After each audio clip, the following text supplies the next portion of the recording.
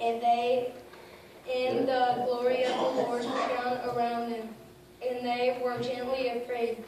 Then the angel said to them, "Do not be afraid. Behold, I bring you good tidings, great joy, which will be to all people. For there is born to you this day in the city of David a Savior, who is Christ the Lord. And this will be the sign to you. You will find a babe wrapped in swaddling clothes, lying in a manger."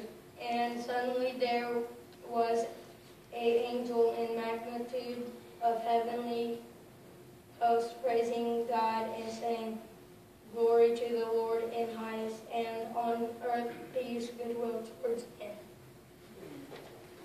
We wish you a Merry